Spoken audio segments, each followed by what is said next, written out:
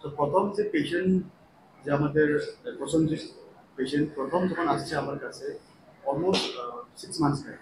তো কি হয় মেইন ইস্যুটা হলো আমাদের যে ফুড পাইপ যেটা আমরা করি এটা হলো ইসোফাগাস, মানে মুখের যে আমরা মুখে খাইলে প্রথম যে পার্ট স্টমাকে যাওয়ার আগে যে পাইপটা মুখে এটাকে আমরা ইসোফাগাস। তো এই ইসোফাগাসটা যখনই অ্যাসিড খাই বা পরাসিড খাই এটা কমপ্লিটলি আলসারেটেড হয়ে যায়, ইনজুর হয়ে যায়। তো ইউজুয়ালি এটা হিল হয়ে যায় নিজে নিজে, কিন্তু after long duration for example 1 বছর পরে এই আলসারটা আস্তে আস্তে শুকিয়ে যাবে, প্লাস রাস্তা একদম ছোট হয়ে গেছে।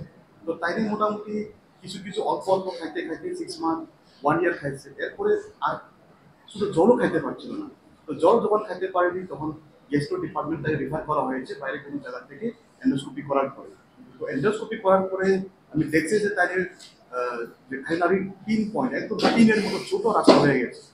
তো আমরা প্রথমে কি হয় প্রোটোকলটা হলো, যদি আমরা এইভাবে পেশেন্ট আসে তো প্রথম আমরা এন্ডোস্কোপিক্যালি ট্রিটমেন্ট ট্রাই করি। তো এই ট্রিটমেন্টগুলি আমরা করি ভ্যালিডেশন। তো ইউজুয়ালি আমরা এন্ডোস্কোপিক্যালি রাস্তা বড় করার চেষ্টা করি, আর যদি না হয় তো আমরা স্ট্যান্ড দিই, এটা ইসোফেজিয়াল কাভার স্ট্যান্ড। এরপরে যদি না হয় এটা সার্জিক্যাল অপারেশন আমরা যাই।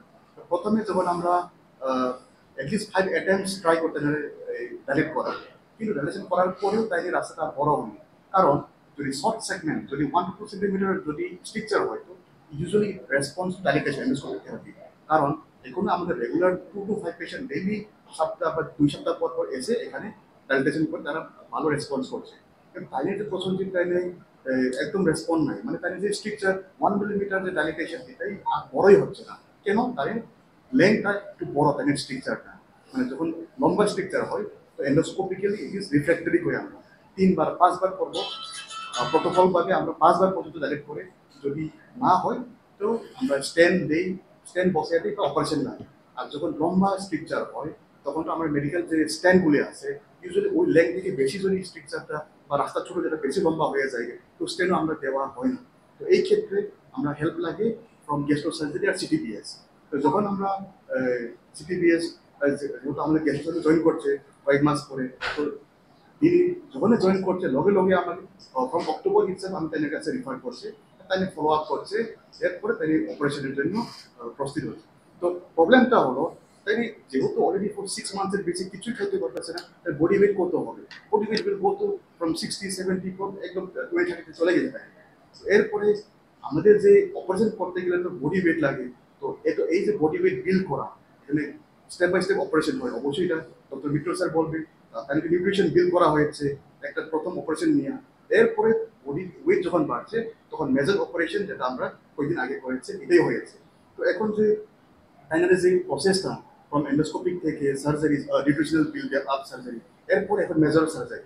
এখন যে মেজর সার্জারি যেটা এমএস স্যার বলেছিল যে এটা নোটিসে খুব কমই অপারেশন হয় এইগুলি করে আমরা কলোনিক ট্রান্সপোজিশন বা কলোনিক কনভেট কি হয়েছে ইসোফাগাস একটা ফুড পাইপ আছে এখানে।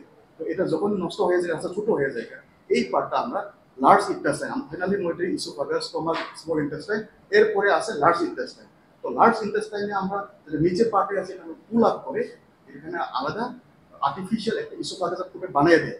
এটাই আজকে যে মেজর অপারেশনটা, এটা আমরা কনভুইট অপারেশন অথবা কলোনিক ট্রান্সপোজ করছে, বা এটা এই যেটা স্যার বলেছেন যে it's one type of transplant.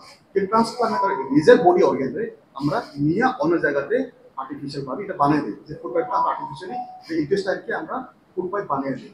এগুলো যেটা আমার এক্সপিরিয়েন্স যেটা একল বডিতে হয়েছিল, তো উইদিন 3 ইয়ার্স তারাও জাস্ট অ্যারাউন্ড 3টাই কেস করেছিল। নোটিসের মধ্যে ওখানে হয় যেটা বেশি ক্রনিক কনভিক্টগুলি, ওখানে মোটামুটি নোটিসের এখনো বডি যেটা হয়েছিল 3 কেস হয়েছিল। আর ত্রিপুরাতে অবশ্যই is the first time happen. তো that is why we have call the media friends and সবাই যে আমরা এটা যে ইট ইজ পসিবল নাও। আর এই পেশেন্ট যে কেন হয় বা why it is important that much is কারণ আমাদের এখানে এখন যে rubber easily available, that is Y rubber acid easily available. তো আমরা দিল্লি পাই, আমরা গতকাল আমি নিজে গতকালকে এন্ডোস্কোপি করেছি পজিটিভ রাবার এসিড, আর আজকে এসিড ছিল একটা পেশেন্ট, আগামীকালকে আমি আবার করবো এসিড পজিটিভ। তো কি হয় এইগুলি লং রানে তারা গিয়ে স্ট্রিকচার ফর্ম হয়, রাস্তায় এরকম হয়। তো কিছু কিছু পেশেন্ট আমি অলরেডি 2জন পেশেন্টকে অপারেশন তারা তখন তো সার ছিল না, তো আমরা বাইরে পাঠাতে লাগে অন্য জায়গাতে যাই। কিন্তু এখন যেহেতু এই অপারেশনটা এখানে আমরা সাকসেসফুলি করেছে, তো এখন ফিউচারেও যদি এরকম হয়ে থাকে তো we are prepare for this. তো এটা জানানোর জন্য অ্যাওয়ারনেস পাবলিকের জন্য আমরা এখানে এসেছি। আর নেক্সট টু